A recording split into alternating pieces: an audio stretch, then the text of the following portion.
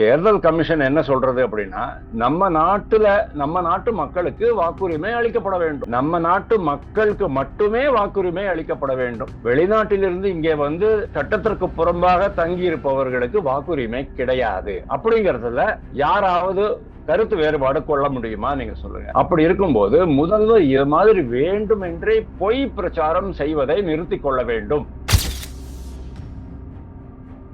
இன்னைக்கு வரைக்கும் பீகார் மாநிலத்துல ஒரு குற்றச்சாட்டோ புகாரோ தேர்தல் ஆணையத்துக்கு வரல. அப்படின்னா அதுக்கு என்ன அர்த்தம்? அங்க நடத்தப்பட்ட சீர்திருத்தம் பர்ஃபெக்ட் அப்படிங்கிறது அர்த்தம் இல்லையா? கரெக்டா தான் நடந்திருக்குதுன்னு அர்த்தம். ராகுல் காந்தி என்ன பண்ணாரு? இதை கையில எடுத்துக்கிட்டு வாக்கு திருட்டு அப்படின்னாரு. வாக்கு திருட்டு எப்படி சார் வரும்? இறந்தவர்களுடைய பெயர்கள்ல உங்களுடைய கட்சிக்காரங்களை வச்சு நீங்க வாக்களிக்கிறீங்க இல்லையா? அதுதான் வாக்கு திருட்டே தவிர இது வாக்கு திருட்டு கிடையாது. திருமண விழால முதல்வர் என்ன சொல்றாரு பாருங்க, எங்களும் காங்கிரஸும் ஒரு இயல்பான கூட்டணி, கொள்கை கூட்டணி. ராகுல் காந்தி என்னுடைய தம்பி மாதிரி, பாக்கி எல்லாருக்கும் நாம வந்து அப்பா தான், நான் அப்பா தான், என்ன அப்பான்னு தான் கூப்பிடுறாங்களாம் அவரை, முதல்வரை. ஆனா ராகுல் காந்திக்கு ஒரு அண்ணன் அப்படிங்கிற மாதிரி எல்லாம் பேசுற அளவுக்கு போயிட்டு இருக்கான்னு சொன்னா, கை விட்டு போயிடும், கை விடாது அப்படின்னு அவர் சொன்னார் இல்லையா துணை முதல்வர் ஒரு திருமண நிகழ்ச்சியில. ஆனா உண்மையிலேயே கை விட்டு போயிடுமோங்கிற அந்த பயம் அவங்களுக்கு வந்துருச்சு. நீங்க உங்க மக்களுக்கு நல்லது செஞ்சீங்கன்னு சொன்னா உங்களுக்கு வேற யாரையும் பத்தி யோசிக்க அவசியமே கிடையாது. தைரியமா நீங்க மக்களை சந்திக்க முடியும். இன்னைக்கு உங்களுடைய ஓரணியில் தமிழகமாகட்டும், உடன்பிறப்பேவாகட்டும், இல்ல வேற ஏதாவது திட்டமாகட்டும், இது எல்லாமே தொடர்ந்து தோல்வி அடைஞ்சிட்டு இருக்க காரணம் என்ன அப்படின்னு கேட்டா, டிஎம்கே மேல அந்த அளவுக்கு அதிருப்தி மக்கள் மத்தியில இருக்கு. தேவையில்லாம இவங்க வந்து இந்த பிரச்சனையை கிளப்பிக்கிட்டு இருக்கிறாங்க. நிர்வாகம் சரியில்லை. கரூர்ல 41 பேர் மரணம் நிகழ்வதற்கு அவசியமே இருக்கவில்லை, காவல்துறை மட்டும் சரியாக செயல்பட்டு இருந்தால் அப்படிங்கிற மாதிரி மக்கள் நினைக்க ஆரம்பிச்சிட்டாங்க. அந்த ஒரு பயத்துல தான் இவங்க வந்து இந்த தேர்தல் ஆணையம் அப்படிங்கிறது ஒரு அரசியலமைப்பு சட்டப்படி அமைக்கப்பட்டுள்ள தன்னிச்சையாக செயல்படக்கூடிய ஒரு ஆணையம். அவங்க தான் செய்யறாங்க. பாஜகவுக்கும் இதுக்கும் என்ன சம்பந்தம் இருக்கு? நரேந்திர மோடி அரசுக்கும் இதுக்கும் என்ன சம்பந்தம் இருக்கு? நரேந்திர மோடி நினைச்சாலும் கூட இவங்க அவங்களுடைய பேச்சை கேட்க மாட்டாங்க. அவங்க சொன்னாலும் கூட இவங்க அவங்க பேச்சை கேட்க போறது இல்லை. யாருடைய கண்ட்ரோல்ல இருக்கு தேர்தல் ஆணையம் தெரியுமா? குடியரசுத் தலைவருடைய கண்ட்ரோல்ல இருக்கு. குடியரசுத் தலைவருக்கு இவங்க வந்து சொல்லுவாங்க, நாங்க வந்து சீர்திருத்தம் செய்கிறோம் அப்படின்ட்டு. பீகார்ல ஏற்பட்ட அந்த சீர்திருத்தம் பெரிய அளவுல நாடுல விவாதமாக மாற்றப்பட்டது. அதுக்கு காரணம் ராகுல் காந்தி தான், காங்கிரஸ்காரர், டிஎம்கே, மற்ற எதிர்கட்சிகள். நாங்க நேர்மையா செய்யற ஒரு செயலியே நீங்க வந்து சந்தேகத்துக்கு உள்ளாக்கிட்டீங்க இல்லையா? அந்த கோபத்துலதான் தேர்தல் ஆணையர் என்ன பண்றாரு, நாடு முழுவதும் நான் இதை செஞ்சு காமிக்கிறேன்டா அப்படிங்கிறாரு. உச்ச நீதிமன்றத்துக்கே சொல்லிட்டாரு, நாங்க இதை பண்ணுவோம், எங்களை யாரும் தடுக்க முடியாது, உச்ச நீதிமன்றமே தலையிடக்கூடாதுன்னு அவர் சொல்லிட்டு இருக்கிறாரு. அப்படி இருக்கும்போது ஒரு முதல்வராக இருந்து நீங்க என்ன சார் பண்ண முடியும்? துணை முதல்வராக இருந்து நீங்க என்ன சார் பண்ண முடியும்? இன்ஸ்டாகிராம்ல பொம்பளைங்க போட்டோ போடலாம் நீங்க, அவ்வளவுதான்.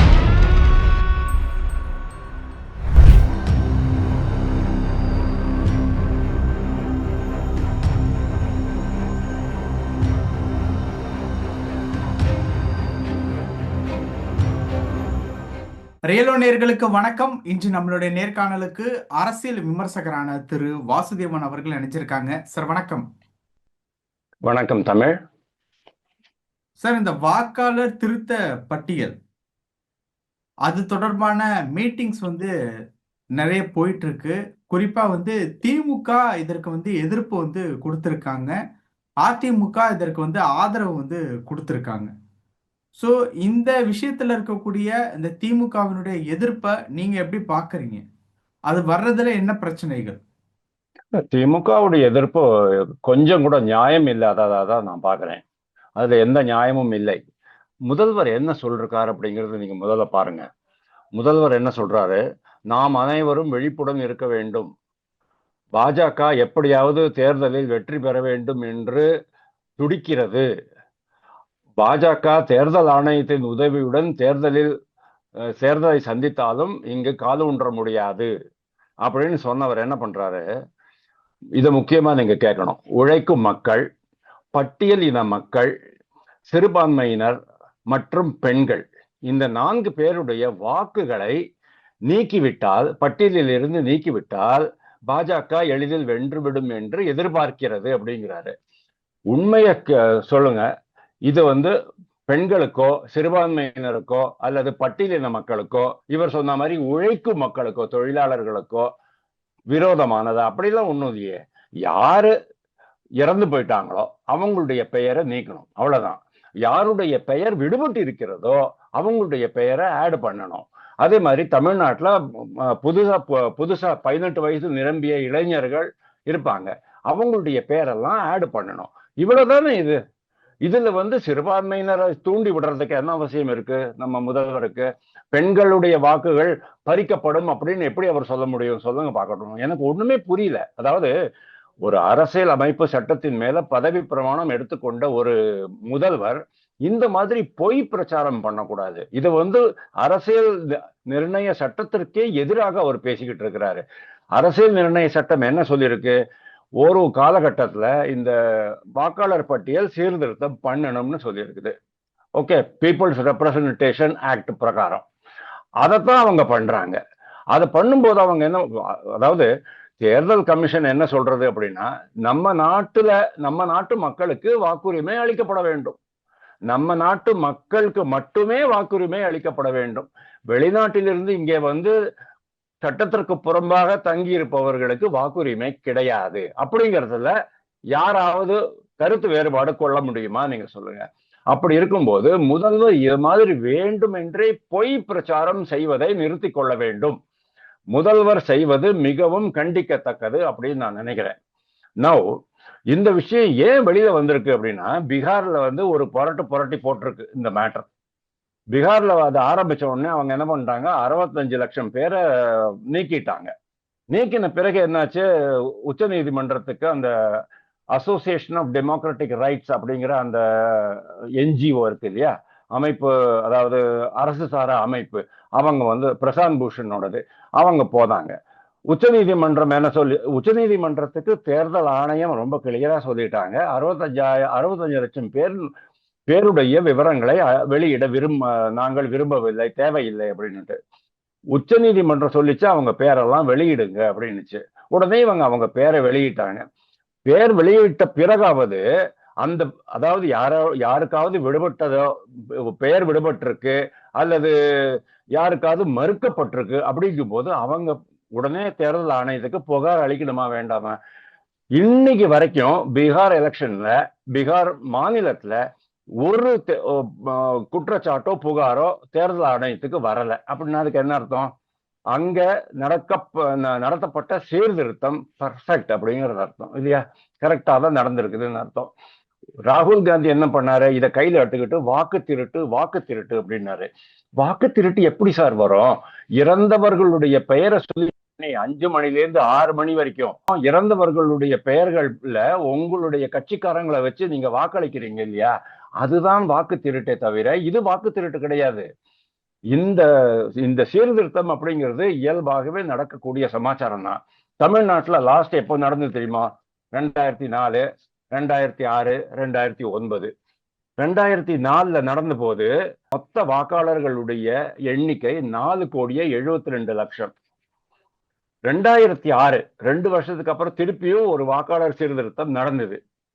அப்போ தமிழ்நாட்டுல ஏதாவது ஒரு கட்சி ஆட்சியில இருந்திருக்கு அப்படிங்கிறது நம்மளுக்கு தெரியும், ஏடிஎம்கே இல்லைன்னா டிஎம்கே. 2006ல 2 வருஷத்துக்கு பிறகு நடந்த அந்த வாக்காளர் சீர்திருத்தத்தின் போது வாக்காளர்களுடைய எண்ணிக்கை 6 லட்சம் கம்மியாச்சு. 6,48,919 பேர் குறைந்தார்கள். அப்போ யாரோ இதை பத்தி பேசவே இல்லை.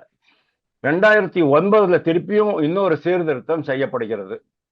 அப்போ என்ன ஆகிறது, 4,16,00,000 குறைஞ்சு போயிடுது. 4,66,00,000 இருந்தது, 4,16,00,000. அதாவது கிட்டத்தட்ட 50 லட்சம் வாக்காளர்கள் காணா போயிட்டாங்க. அதாவது ஒரு பீரியடா 3 வருஷத்துல. அப்பவும் கூட யாருமே இதை அப்ஜெக்ட் பண்ணவே இல்லை. ஆனா இன்னைக்கு முதல்வர் அப்ஜெக்ட் பண்றதுக்கு காரணம் என்ன தெரியுமா? தமிழ் டிஎம்கேக்கு நல்லாவே தெரிஞ்சு போச்சு, அடுத்த தேர்தலில் பயங்கரமான மோசமான தோல்வியை நாம் சந்திக்க போகிறோம். அதனால இப்போவே ஏதாவது ஒரு காரணம் சொல்லலாம். ஆனா ஆல் செட் அண்ட் டன் பொய் பிரச்சாரம் செய்வது முதல்வருக்கு அழகல்ல அப்படின்னு நம்ம நிறுத்திக்கலாம். பொய் பிரச்சாரம் செய்வது அழகல்ல அப்படிங்கிற மாதிரி சொல்றீங்க. இன்னைக்கு திமுகவினுடைய நிர்வாகிகள் கூட்டம் வந்து நடந்திருக்கு. அதுல ரொம்ப ஸ்ட்ராங்கா சொல்லியிருக்குது, 7வது முறையா அடுத்த முறை நம்ம வந்து ஆட்சி அமைக்கணும். 2019லேருந்து நம்ம சந்திச்ச எல்லா தேர்தல்கள்லையுமே மகத்தான வெற்றியை நம்ம வந்து அடைஞ்சிருக்கோம். அதே மாதிரியான ஒரு வெற்றியை வந்து 2026லேயும் கொடுக்கணும் அப்படிங்கிற மாதிரி ஒரு விஷயம் வந்து பேசியிருக்காரு. ஸோ நிர்வாகிகள் கூட்டத்துல இந்த மாதிரி பேசுறது அப்படிங்கிறது நிர்வாகிகளை பூஸ்டப் பண்ற மாதிரியான ஒரு பேச்சுகள் அப்படிங்கிற மாதிரி நம்ம எடுத்துக்கலாமா? கூட்டணி பலத்தினாலையும் அதிகார பலத்தினாலையும் இல்ல அவங்க கிட்ட இருக்கக்கூடிய நிர்வாகிகள் பலத்தினாலையும் பேசுறாங்க அப்படிங்கிறத புரிஞ்சுக்கலாமா? கரெக்ட், அப்படிதான் நம்ம புரிஞ்சுக்கணும். அதாவது எப்படியும் அவங்களுக்கு இந்த பெண் நிறுவனம் சொல்லிட்டாங்க 100 இடங்கள்ல டிஎம்கே ரொம்ப வீக்கா இருக்குது அப்படின்னுட்டு. இல்ல இப்ப ஆன்டி அடிக்கடி அவங்க இன்கம். சொல்றாங்கல்ல, வெல்வம் 200 படைப்போம் வரலாறு, அதை எப்படி பாக்குறது? ஆமா, அப்படி பாத்தீங்கன்னா 200 234ல 200 தொகுதிகளை வெல்வோம் அப்படின்னு கூட தான் சொன்னாங்க. ஆனா அவங்களுக்கே நல்லாவே தெரியும் இப்போ காங்கிரஸ் வேற தனியா போக போகுது. ஏன்னா நேத்துக்கு அந்த திருமண விழால முதல்வர் என்ன சொல்றாரு பாருங்க, நான் எங்களும் காங்கிரஸும் ஒரு இயல்பான கூட்டணி, கொள்கை கூட்டணி. ராகுல் காந்தி என்னுடைய தம்பி மாதிரி, வேற பாக்கி எல்லாருக்கும் நாம வந்து அப்பா தான், நான் அப்பா தான், என்னை அப்பான்னு தான் கூப்பிடுறாங்களாம் அவரை, முதல்வரை. ஆனா ராகுல் காந்திக்கு ஒரு அண்ணன் அப்படிங்கிற மாதிரி எல்லாம் பேசுற அளவுக்கு போயிட்டு இருக்காருன்னு சொன்னா, கை விட்டு போயிடும், கை விடாது அப்படின்னு அவர் சொன்னார் இல்லையா துணை முதல்வர் ஒரு திருமண நிகழ்ச்சியில. ஆனா உண்மையிலேயே கை விட்டு போயிடுமோங்கிற அந்த பயம் அவங்களுக்கு வந்துருச்சு. ரெண்டாவது, பே சண்முகம் என்ன சொன்னாரு, கூட்டணி பலமாக இல்லை என்றால் திமுகவுக்கு தான் லாஸு, எங்களுக்கு எந்த லாஸும் கிடையாது, எங்களுடைய பலத்தை தான் நீங்க வந்து ஆட்சி கட்டிலில் அமர முடியும் அப்படின்ட்டு அவர் சொல்றாரு. அதே மாதிரி திருமாவளவன் அதிகமான இது கேட்டுட்டு இருக்கிறாரு. காங்கிரஸ் விஜய் கட்சி பக்கமா மூவ் ஆகிறதுக்கான எல்லா முயற்சிகளையும் எடுத்துக்கிட்டு இருக்காங்க. இன் ஆல் ப்ராபபிலிட்டி அவங்க கண்டு போயிடுவாங்க. அப்படிங்கும்போது டிஎம்கே மிகப்பெரிய தோல்வியை சந்திக்கும் அப்படிங்கிறதுல எந்த சந்தேகமும் கிடையாது.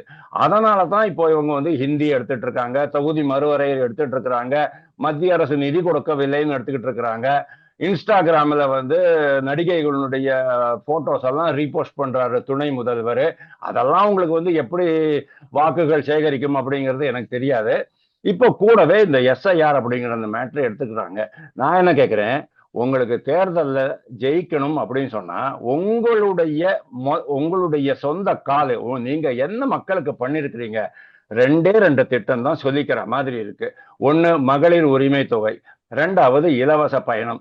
இந்த 2 காரணத்தினாலையும் தமிழ்நாடு பட்ஜெட்ல எவ்வளவு பெரிய ஓட்ட விழுந்துகிட்டு இருக்கு அப்படிங்கிறது அவங்களுக்கு நல்லாவே தெரியும். சிஏஜி ரிப்போர்ட், தணிக்கை குழு ரிப்போர்ட், அதை வேற பயங்கரமா சுட்டி காட்டிட்டு போயிட்டு இருக்கிறாங்க. இந்த 2 திட்டத்தினாலையும் தமிழ்நாடு நாசமா போய்கிட்டு இருக்கு அப்படின்னுட்டு. அப்போ நீங்க உங்க மக்களுக்கு நல்லது செஞ்சீங்கன்னு சொன்னா உங்களுக்கு வேற யாரையும் பத்தி யோசிக்க அவசியமே கிடையாது. தைரியமா நீங்க மக்களை சந்திக்க முடியும். இன்னைக்கு உங்களுடைய ஓரணியில் தமிழகமாகட்டும், உடன்பிறப்பேவாகட்டும், இல்ல வேற ஏதாவது திட்டமாகட்டும், இது எல்லாமே தொடர்ந்து தோல்வி அடைஞ்சிட்டு இருக்க காரணம் என்ன அப்படின்னு கேட்டா, டிஎம்கே மேல அந்த அளவுக்கு அதிருப்தி மக்கள் மத்தியில இருக்கு. தேவையில்லாம இவங்க வந்து இந்த பிரச்சனையை கிளப்பிக்கிட்டு இருக்கிறாங்க. நிர்வாகம் சரியில்லை. கரூர்ல 41 பேர் மரணம் நிகழ்வதற்கு அவசியமே இருக்கவில்லை, காவல்துறை மட்டும் சரியாக செயல்பட்டு இருந்தால் அப்படிங்கிற மாதிரி மக்கள் நினைக்க ஆரம்பிச்சிட்டாங்க. அந்த ஒரு பயத்துல தான் இவங்க வந்து இந்த எஸ்ஐஆர் கையில் எடுத்துட்டு இருக்கிறாங்க. அதாவது ஸ்பெஷல் இன்டென்சிவ் ரிவிஷன், தேர்தல் ஆணையத்தினுடையது. அவங்களுக்கு சார் அப்படின்னு சொன்னாலே அவங்க ஒரு மாதிரி பயப்படுவாங்க. முதல்ல ஞானசேகரன் விஷயத்துல யார் அந்த சார் அப்படின்னு நம்ம கேட்டோம். அவங்க என்ன பண்ணாங்க, விசாரணை கமிஷனையே இன்ஃப்ளூயன்ஸ் பண்ணி யாருமே இல்லை, சென்னை கமிஷனர் சொன்னார் பாருங்க, ஒருத்தர் தான், அவர் ஒருத்தர் தான், உனக்கு எப்படி தெரியும், அவர் ஒருத்தர் தான் அப்படிங்கிறாரு. அவர் முன்கூட்டியே ஒருத்தர் தான் சொன்னதுக்கு அப்புறம் அரசு அந்த ஒருத்தரை தான் பழி வாங்கணும்னு பாக்குறது. அப்படிங்கும் போது எந்த போலீஸ் அதிகாரி, விசாரணை செய்யும் அதிகாரி அரசுக்கு எதிராக அறிக்கை கொடுக்க முடியும் சொன்னாங்க. அதே மாதிரி சார் அப்படின்னு சொன்னா அப்போ பயப்பட்டது டிஎம்கே. இன்னைக்கு இந்த சாரை பார்த்து டிஎம்கே ரொம்ப பயந்து விலவலத்து போயிட்டு இருக்கு. இன்னொரு முக்கியமான காரணம் இதுல என்ன அப்படின்னா, முதல்வர் சொன்ன மாதிரி சிறுபான்மையினருடைய வாக்குகள் பறிக்கப்படாது, பெண்களுடைய வாக்குகள் பறிக்கப்படாது, பட்டியலின மக்கள் வாக்குகள் பறிக்கப்படாது. இவர் என்ன பண்றாரு, பட்டியலின மக்களையும் சிறுபான்மையினரையும் தூண்டும் பேச்சு பேசுகிறார். அது ரொம்ப தப்பு. ஆனா உண்மையிலே என்ன ஆக போறது அப்படின்னா, எவ்வளவு பேர் இறந்து போயிருக்கிறாங்க, அவங்களுடைய வாக்காளர் அட்டையை வச்சு இவங்க ஏதாவது பண்ண முடியுமா அப்படின்னு இவ்வளவு நாளா பண்ணிக்கிட்டு இருந்தாங்க. இப்ப அது பண்ண முடியாது, ஒரு விஷயம். ரெண்டாவது விஷயம் புது வாக்காளர்கள், அதாவது 18 வயது நிரம்பிய இளைஞர்கள், பெண்களினுடைய அந்த அவங்கள உள்ள கொண்டு வரணும். முதல்வர் இன்னொன்னு சொன்னாரு, மழைக்காலத்தில் இதை செய்கிறார்கள் அப்படின்ட்டு. மழைக்காலத்தில் ஆரம்பிச்சிருக்காங்க, அவ்வளவுதான். இங்க இருந்து என்ன மே மாசம் வரைக்கும் மழையா பெய்ய போறது அப்படிலாம் ஒண்ணும் இல்லையே. டிசம்பர் எண்டுல நீங்க இந்த வேலையை முடிச்சுட்டு நீங்க ஒரு வாக்காளர் பட்டியல் அறிவிக்க வேண்டும். அதுல திருப்பி சீர்திருத்தம் செய்வாங்க. பிப்ரவரி மாசம், மார்ச் மாசம் 7ஆம் தேதி ஃபைனல் லிஸ்ட் வரும், கடைசி வாக்காளர் பட்டியல் வரும். அதுதான் அந்த பட்டியல உங்க பேர் இருந்தா தான் நீங்க வாக்களிக்க முடியும். அதுக்கு முன்னால யாருடைய பெயர்கள் விடுபட்டிருக்கு அப்படிங்கிறது டிசம்பர் மாச பட்டியலே தெரிஞ்சு போயிடும். அவங்க எல்லாம் திருப்பியும் அந்த இதெல்லாம் சமர்ப்பிப்பாங்க. இதுல முதல்வருக்கு என்ன சார் ப்ராப்ளம் இருக்கு? முதல்வர் என்ன சொல்றாரு, பாஜக செய்கிறதுன்னு. இது பாஜக செய்யவே இல்லையே. தேர்தல் ஆணையம் அப்படிங்கிறது ஒரு அரசியல் அமைப்பு சட்டப்படி அமைக்கப்பட்டுள்ள தன்னிச்சையாக செயல்படக்கூடிய ஒரு ஆணையம். அவங்க தான் செய்யறாங்க. பாஜகவுக்கும் இதுக்கும் என்ன சம்பந்தம் இருக்கு? நரேந்திர மோடி அரசுக்கும் இதுக்கும் என்ன சம்பந்தம் இருக்கு? நரேந்திர மோடி நினைச்சாலும் கூட இவங்க அவங்களுடைய பேச்சை கேட்க மாட்டாங்க. அவங்க சொன்னாலும் கூட இவங்க அவங்க பேச்சை கேட்க போறது இல்லை. யாருடைய கண்ட்ரோல்ல இருக்கு தேர்தல் ஆணையம் தெரியுமா? குடியரசுத் தலைவருடைய கண்ட்ரோல்ல இருக்கு. குடியரசுத் தலைவருக்கு இவங்க சொல்லுவாங்க, நாங்க சீர்திருத்தம் செய்கிறோம் அப்படின்ட்டு. பீகார்ல ஏற்பட்ட அந்த சீர்திருத்தம் பெரிய அளவுல நாடுல விவாதமாக மாற்றப்பட்டது. அதுக்கு காரணம் ராகுல் காந்தி தான், காங்கிரஸ்காரரு, டிஎம்கே, மற்ற எதிர்கட்சிகள். நாங்க நேர்மையா செய்யற ஒரு செயலியே நீங்க சந்தேகத்துக்கு உள்ளாக்கிட்டீங்க இல்லையா? அந்த கோபத்துலதான் தேர்தல் ஆணையர் என்ன பண்றாரு, நாடு முழுவதும் நான் இதை செஞ்சு காமிக்கிறேன்டா அப்படிங்கிறாரு. உச்ச நீதிமன்றத்துக்கே சொல்லிட்டாரு, நாங்க இதை பண்ணுவோம், எங்களை யாரும் தடுக்க முடியாது, உச்ச நீதிமன்றமே தலையிடக்கூடாதுன்னு அவர் சொல்லிட்டு இருக்கிறாரு. அப்படி இருக்கும்போது ஒரு முதல்வராக இருந்து நீங்க என்ன சார் பண்ண முடியும்? துணை முதல்வராக இருந்து நீங்க என்ன சார் பண்ண முடியும்? இன்ஸ்டாகிராம்ல பொம்பளைங்க போட்டோ போடலாம் நீங்க, அவ்வளவுதான். பல விஷயங்கள் பேசியிருக்கோம். நேரத்துக்கு ரொம்ப நன்றி சார். Thank you very much.